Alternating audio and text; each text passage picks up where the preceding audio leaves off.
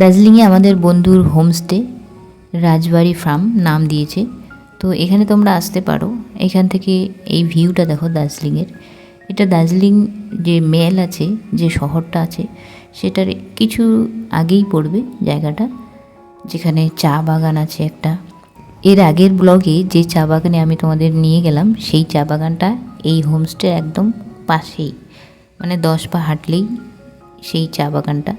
তো সেখানেও ঘুরতে পারো।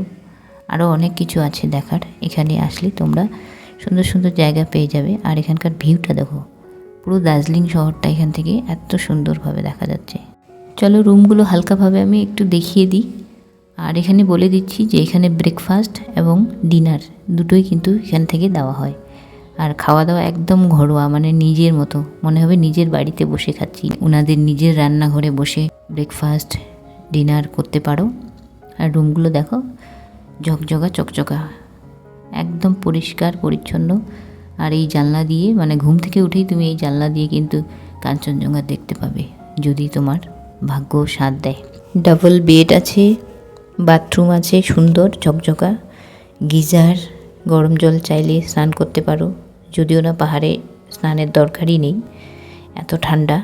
জানি হাসছো সবাই, কিন্তু আমি একটু শীত কাতুরে, বলে লাভ নেই, লজ্জার কিছু নেই। বাথরুম দেখো একদম পরিষ্কার পরিচ্ছন্ন। এই যে গিজার আছে এখানে।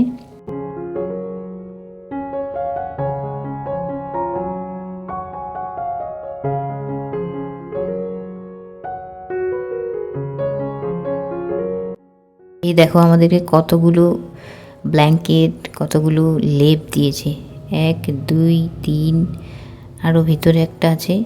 অনেক অনেক, পুরো গরম, মানে রাতে ঘুমোলে একদম দারুণ গরমই গরম।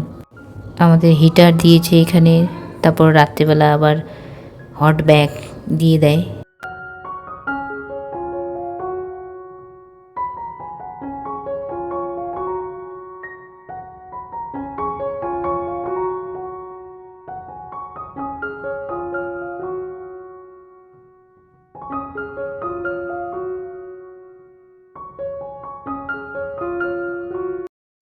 এই হোমস্টে থেকে রাতের ভিউটা দেখো, মানে রাতে দার্জিলিং শহরের লাইটগুলো দেখো, কি দারুণ।